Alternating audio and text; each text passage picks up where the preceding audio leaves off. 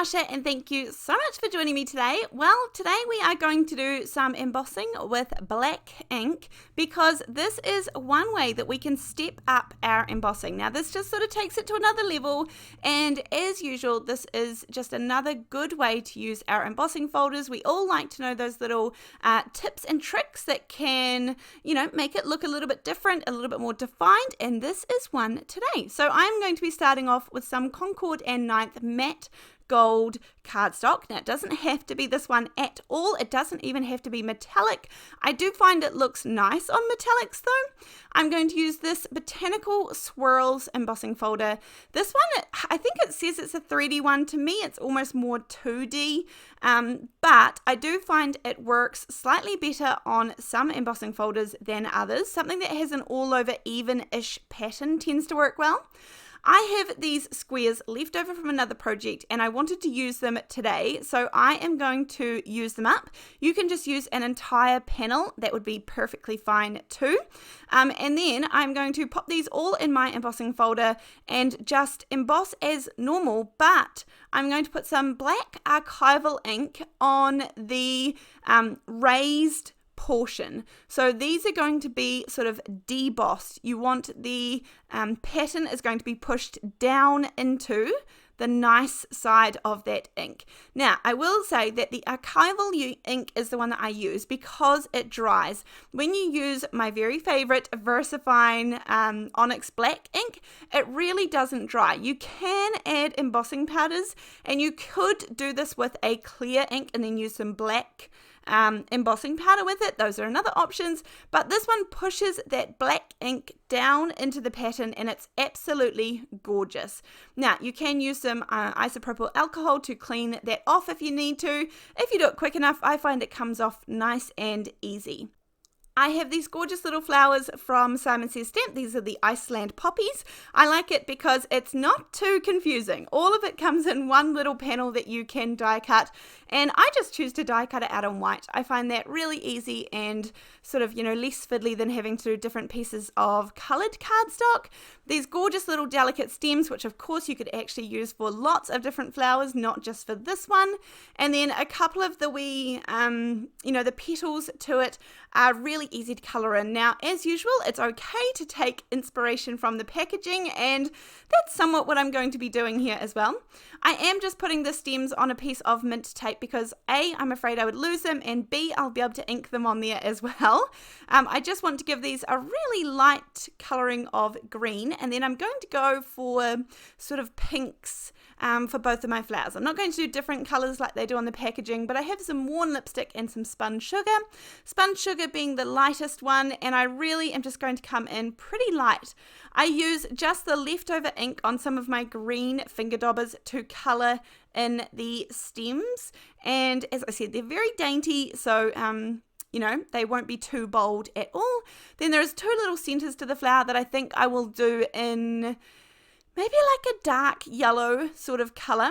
And then I was going to colour them in where I had die cut them as well, but actually just to be able to get the edges of those petals, I'm going to take them out and put them separately on some tape just to make it easier. I was making sure I knew the layout of how the petals were going to go, and so that I knew sort of what would be seen and where the dark points are. It's really not necessary. I was checking that these were as simple as I thought they were going to be, and they certainly are, which is what I like when it comes to putting together die cuts. I am not very patient when it comes to lots and lots of little fiddly pieces, so these work perfectly for me. Now, lots of you, since I got my art glitter glue, had been suggesting that I get the little metal tip that goes on the end of here. Now, I honestly didn't necessarily feel like I needed it, but I was actually up at Crafters Cart, a shop, a paper crafting shop in Auckland, and the gorgeous owner there was showing me theirs as well, and so I have finally purchased one. It is this little metal tip that actually has like a thread on the inside, and you just thread it onto your plastic tip. So that it just grips on there and it's not going to come off, and it's nice and sturdy, and it does give you a nice gorgeous fine line because you don't need a whole lot of this glue, although I actually found I could control it fine the previous way, but I thought I would try it. It was thoroughly recommended. the little pin that you have to keep popping on the top, I know people make little dangles and things to go on them, but there is a little bit of a fuss to sort of put that in and out. I like the original screw cap, or the original cap that came with it, so we'll see. I can always go back if I don't prefer it this way, but nonetheless I got it to try out and I will keep it for the time being. And then this does mean that I can pop these little pieces of glue where it needs to go to put these petals together, these flowers. Very, very easy. There's no guessing involved as to where things should go. It's nice and simple. And they actually look really gorgeous. I am enjoying this little series. I've got a couple of these now, and I think they are really fun to put together. This is a quick and simple, easy card.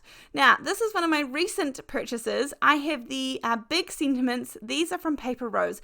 As you'll know, I have thoroughly enjoyed the all occasions and the black and white sentiments from Paper Rose, and these ones, they could have been out for a long time. I have no idea, but it was the first time that I spotted them or saw them and thought, how fun would that be? And so I am going to use these today. This is just a gorgeous little elegant happy birthday, really simple, beautiful big sentiments that you can pop onto your cards, and that saves you having to have the stamp of it. I pop a little bit of glue on to attach the stems behind these. And then I have my 3 panels where we use the black ink and the embossing, and it just makes that embossing stick out all a little bit more. It is absolutely beautiful with the shine of this gold in the background. And I'm going to layer up these squares. They sort of just become a background feature, or creating a background to our little focal point of our florals. So I can add some glue on the back of these. I want plenty of glue because there is a lot of texture. And this glue, again, I think this is probably where I could have used the matte medium, because these dry so fast and it doesn't give me time to adjust all the squares so that they're nice and even and where I want them to go. But that's okay. It ended up just fine and I got them in place quick enough just. It's good to be able to pop some on the back of the stems there.